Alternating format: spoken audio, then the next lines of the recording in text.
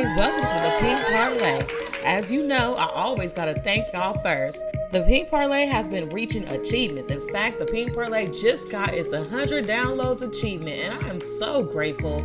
In fact, I cry every time I receive a new achievement, or whenever you guys contact me personally, just to tell me y'all love the show and y'all fucking with it. All the love I've been receiving is so rewarding for me. So again, thank you so much, you guys, for real.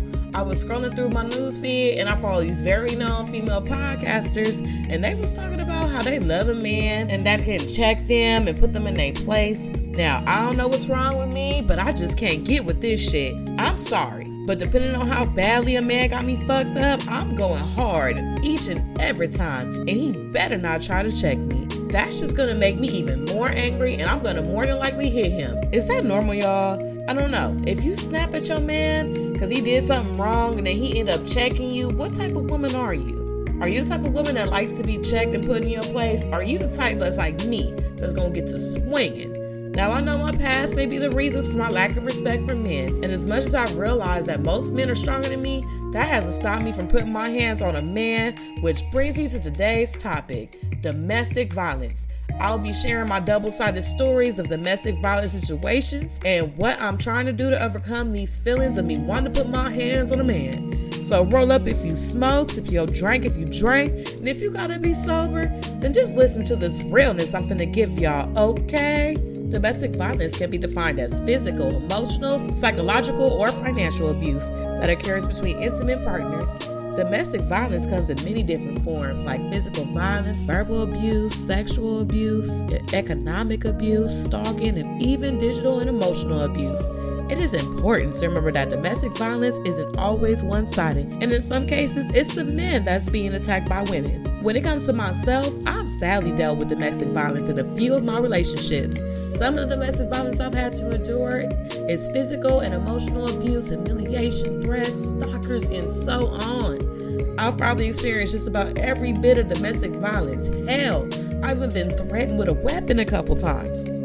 Now, in my cases, I am not going to act like I was innocent. Although no woman deserves a man laying his hands on her, I know there were also a few times where I was definitely pushing my partner's buttons, or I would even hit my partner first. My child's father was the first domestic violent relationship I was ever in. Most of the time, my baby daddy would just hit me for no apparent reason. I'm pretty sure my baby daddy has laid hands on every woman he's ever been with. Shit, there was even a time he hit his own mama. I remember my baby daddy and I being at his mother's apartment. The thing is with his mother is her mood was very unpredictable, just depending on what stage of her high she was at. Sometimes she was pleasant and quite funny, and other times she was just a monster. I remember one time his mother got in my face, and I was feeling a strong urge to hit her because I knew it was only a matter of time before she hit me. I don't even know why she was angry. I didn't do anything to her. She was just being a delusional, angry crackhead, honestly. I asked my baby daddy to get his mama, thinking he was just going to grab her and pull her away. Why this man slides the fuck out of his mama, like decks her right in the face and drops her. Her big ass came tumbling down to the ground due to the impact his fist made to her head. This definitely caught me off guard, and all I could say was like, damn, I didn't mean to hit your mama. But I will say, she did shut up for the rest of the night. There were times I was hit by my baby daddy, and I can't even act like I wasn't asking for it. I remember one time I was horny, and I wanted to have more sex with my baby daddy. But for whatever reason, he just couldn't go again. At this time, we were staying in his friend's abandoned home. Well, it was their home, I suppose, but it was dilapidated with no electricity or hot water. My baby daddy suggests I go mess with his homie. I looked at him like, are you sure? And he calmly reassured me and said, yeah, go ahead. So as soon as I start walking up to his homie, he sneaks me from behind, punches the shit out of me, and then knocks me off my balance. All I could say was, damn, nigga. You would think that would be the last time of me trying to fuck with any of his homies, but nope. Not that I wanted his homies, it's just that my baby daddy would piss me off or do some real disrespectful shit, but he'll do anything for his homies. So I knew the worst way to hurt him is to fuck his homie. And there was this one homie that was the closest to him. That was the easiest target for me to get my revenge. At this time, I was in Vegas with my baby daddy's homegirl from his hood. Their little homie was a man that was about 5 feet tall, and he always needed a place to stay. So he ends up coming to where we at in Vegas. He was actually cool as fuck. I didn't like him at all though, because this guy was literally a joke. But then I remember how when I was pregnant and my baby daddy borrowed my food stamps and he spent all the food stamps I had on my card so he could feed himself and his little homie. I think that was actually the last straw of my pregnancy, when I just knew I could not be my baby daddy anymore. Eventually, my baby daddy found his way to Vegas to stay there as well. And honestly, thinking back on this situation, I really think my roomie had a lot to do with this messy ass shit. Like, it's crazy because I never really thought back to the story until now while writing this episode. But it's like, yeah, that little bitch and probably her little messy ass dude too, they're all from the same hood, probably had him hella hype because my baby daddy just came out of nowhere. I know for a fact I wasn't the one that told him I was there. So yeah, be careful who your friends are, because yeah, that will have your baby daddies come looking for your ass. But anyways, by the time he gets there, me and his little homie already fucked. But this dumbass nigga ended up feeling guilty and told him. My baby daddy ended up slapping the shit out of me, and I just started crying because I already knew he would have beat the shit out of me if I didn't hurry up and make him feel bad. Him and this little homie fought outside. My baby daddy beat the shit out of him pretty bad. The plan worked though, because this crushed my baby daddy's little heart. In fact, to this day, he still brings up this situation to me. The use of drugs and alcohol can impair an individual's judgment and lead to increased aggressive behavior. Using drugs can also increase the intensity and frequency of domestic violence incidents. If drugs or alcohol are abused in a relationship, it can disrupt communication patterns and create an environment in which physical and psychological threats are more likely to occur. Individuals who suffer from substance abuse problems are more likely to become abusive in relationships than those who don't. I will say for me, there was this time one of my exes made me so mad, but I feel it was my drug use that took this anger to a whole nother level. I remember way back, I was dating a guy for a few months, and although he had a lot of love for me, he definitely loved his baby mama too. He's telling me about her, how she's pretty, how she would be down for a threesome. And as y'all know, I'm the type to welcome beautiful women into the bedroom with me and my man. So of course, I'm completely on board with this idea. Things took a turn when the bitch caught an attitude when she saw me. I knew she was mad when she saw the pretty face, thin waist with this fat ass, but I didn't appreciate her attitude, especially since I was picking her up in my car and she was in my room that I paid for. So if you in my shit and you not fucking and you got attitude, like, why is you here? We ended up talking it out, and she told me apparently she had no idea a threesome was what was supposed to be going on. So now I'm just mad at his dumb ass. It kills me when a man can't orchestrate a threesome correctly. I swear it's so easy. Like, if he would have communicated everything to her as he did to me, he would have had his threesome dream come true. But as he takes her back home, I remember I had some E-pills, like 4 of them. Angry me ended up popping like all of them. And I felt like taking that many pills had my heart beating fast and me feeling strong. By the time my man came back, I took off on him, beating him all in his hard ass head. He says, ouch, that shit kinda hurt. I guess I broke this man's threshold when it comes to him beating women, because he's never hit a woman in his life until that night. He ended up bringing me down to the bed, and now he's doing his big one, talking big shit like, oh, you thought that shit was funny, huh? He takes his big old country hand up above his head and came down hard, right on the side of my face to slap the shit out of me. He was like, yeah, that doesn't feel so good, huh? Let me give you one more. And of course, he gives me another extremely firm slap in the face. You would think things would have been done for the night, but I wasn't a normal person. I was a high person. At this point, I felt like my wrists were broken and I started to trip out. I had my boyfriend take me to the hospital. So now I'm at the ER and the nurse was cute as fuck and thick. And I can't even lie, I started flirting with her. I was like, damn, can I take you back to the room with me? What time you off? Like, honestly, the situation was comical. Even my boyfriend found the situation funny. And once they got my urine results back, they figured I was okay. My ass was just high as hell. So they released me. So let that be a lesson to not do drugs, y'all. In my 4-year relationship, I swear this man would try me. It would be like he knew how bad my temper was, and he always would test it to see how far I would go. Although it started from me putting my hands on him, it eventually progressed to him putting his hands on me. Remember that one Sharpie incident I talked about on the Single Forever episode? When I found out my man was in the closet and I wrote messages on every single surface in his apartment about how I hate him and how much he broke my heart. Well, I ended up going back to him after this whole incident. At this point, I had came back to his home, and by this time, he had scrubbed every last message that was in his apartment. Woo!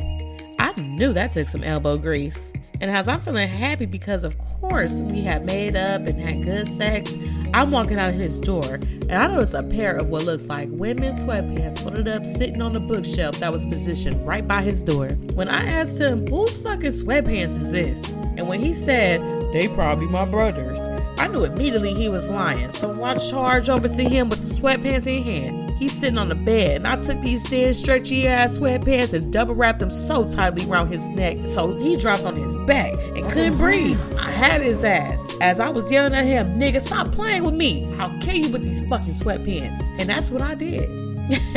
Just kidding, y'all. But I probably would have if it wasn't for the look of mercy he had in his face. So I decided to let him go. I never found no random articles of clothing again after that though. So I think he learned his lesson. In the beginning, my ex was somewhat kind and would never hit me. But after a while, there would be times we would be drunk and we would get into some heated arguments where we would both be violent to each other. I remember one time we got into a heated argument in his Prius. And I can't remember what the argument was in regards to, but I do remember we was drunk that night off some Sailor Jerry. Sailor Jerry is a cheap but smooth 92 proof rum. The bottle has a hula girl on it. So the reason why I'm being so detailed on this bottle is because I strongly suggest that if you see that shit, back far away from it. Nope. Because that shit will have you very violent and very ignorant. So we ended up drinking the shit, and when I tell you we had an argument so bad where I hit him while he was driving and he pulled over and socked me and busted my nose. Now mind you, this is the same man with muscular dystrophy. But I'm telling you that Sailor Jerry gave that man superpowers. He went from disabled to hit me with a falcon punch. But this was the first time he hit me, and it wasn't the last time he hit me either. At the start of me and my ex's relationship, I would live with him, and he never hesitated to kick me out every chance he got with every argument we had. But of course, this would only last for a day or two, and then we would get back together. While arguing with him again in his Prius, I remember being so frustrated with him kicking me out, and I was just saying how I need my own place. I kid you not. When I say God is good and God answered my prayers right at that moment, I get a random phone call from a private number right in the middle of our argument about him kicking me out and how I need my own spot. I almost wasn't even going to answer the phone because of the private number. Luckily, I decided to answer it, and the lady on the phone said, "This is your low income apartment. We have your apartment ready for you." See how good God is, y'all? And this is why no matter how hard life gets, God is always going to come through at the right time. When I stayed at the maternity shelter in Compton, I was mainly staying there to get resources for housing, and I would ride on buses all over Los Angeles County, put my name on every low-income housing list. And after about 3 years, they finally called me. I couldn't believe it, and it was lovely to see the dumbfounded look on his face. And all he could say was, "Well, you wanted a place. Well, there you go." So once I moved into my apartment, my rent was cheap and my apartment was nice. Actually, I was truly blessed. At this point, my man's rent increased again at his studio apartment in Inglewood. So since we were back together, we were discussing of having him stay with me since it'll be cheaper and we could stack our SSI checks and work checks. So he started slowly moving in, bringing in most of his clothes, and we got into an argument. Now it was my turn to get my revenge and have his shit out the door and to kick him out my shit. But he didn't like that so much. When I tell him to get out, he reaches into his backpack very calmly and quickly pulls out his Glock pistol and whips me right in the face. Blood started pouring out of my face. I couldn't even inhale without my nose being full of blood. Blood filled my mouth and was gushing out as I ran to the bathroom and quickly grabbed a towel so I could clean up my face. I couldn't get the blood to stop, but I got it to a point where I was able to fuck him up though. See, he felt bad for what he did, and although he was still in the house, we were in separate rooms, so this gave me time to be crafty. I had a very small vacuum with a detachable handle on it. I took it off and placed it on the side of my bed. As he came into my room to check up on me, there was my moment to fuck him up. So that's what I did. I hopped up with the stick and started beating on his head like it was a piñata. Blood is now gushing all over my face as I'm striking him. Now his head busted open and blood poured down his face. Now I felt even. I got his ass back. But I was angry that my mouth kept filling up with blood, so I started spitting blood at him. So then he started spitting blood at me. Now, if that ain't the most demonic, twisted ass shit ever, like this violent argument probably could have been the perfect scene for a horror movie. Blood was everywhere in my apartment. The walls had bloody handprints and splashes, and blood puddles stained my carpet. And not only that, both of our faces were a mess. He busted my nose open. I never went to the hospital to get stitches or anything. I just let it heal the way it healed. But to this day, I still have the scar on my nose from his ass. Damn, see, I'll be having to say some of these stories for other episodes. Like, my life is so abnormal. My stories be so damn dramatic and crazy. I hope y'all not judging me too much, if anything. I hope you guys are proud of my spiritual growth, because I used to be a person that was filled with anger. Now, I've been single for a while, but one thing I do know, and I don't give a damn how strong my mind is, but if anybody put their hands on me, I'm hitting them back. I've been taught this as a child. You've been taught this as a child. Like, I don't know where all y'all come from, but where I come from, we don't turn down shit. Meaning, if a person must need a physical altercation, then we must have a physical altercation. For me, this goes for a woman and a man. I truly do not like anyone putting hands on me. And I'm so crazy, I'm not even scared to lose. I don't care how big and strong of a man you are. If you hit me, I'm always going to get my lick back. As a matter of fact, there's a man somewhere in a club in Hollywood that for sure needs this lick. So let me tell y'all about this one funny looking big head man. First off, I have to go way back to how I was actually fucking with this homie at first. I used to work with this very attractive, good dick man. And I remember the first time I kicked it with him, he was like, I bet this nigga all in your DMs. And he shows me the funny looking man. Here's what's tricky. The man actually looks like a little joint on Instagram. I'm not even gonna lie. And I will say the look is there. The lyrics is not though. He is very well dressed, knows how to put a cap on that big ass head, and he knows how to style himself to hide his oddly built body. So he shows me the man, but I'm not interested. However, a few days later, this man ends up following me and sliding in my DMs. I instantly think this is some sort of test or something. I don't know, but this man was extra dehydrated in my DMs. I was never interested in meeting this man. It's my friend's birthday and my non-clubbing ass gets forced and dragged to this damn club. My friend also gets me intoxicated with endless amounts of various different alcohols.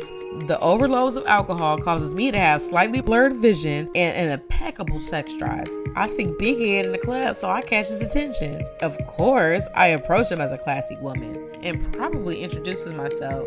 So I start grabbing on him to drop down to my knees and start to perform dry fellatio on this man. We ended up leaving the club shortly afterwards and we met up at his Koreatown apartment. Of course, I gave him some and I thought this would have been a one night stand, but this shit was kind of ongoing for a minute until this man put his hands on me. I used to fuck with this guy before my mindset changed.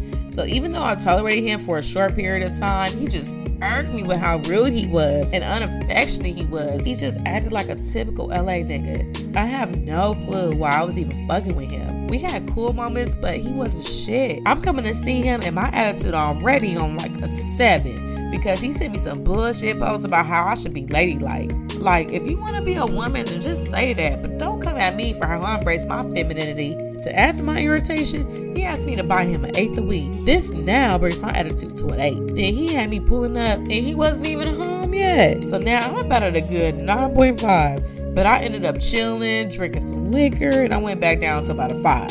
So we ended up doing our thing, and I'm already planning on leaving. Although I usually spend the night, I had to get to my money. I guess my drunkenness irritates his mean, ugly ass, so he tells me I have to go. I wanted to be a little freaky before I left, but he grabs me by my ponytail and pulls me to the ground, and then busts me right in the lip. Okay, I'm being slightly dramatic, y'all.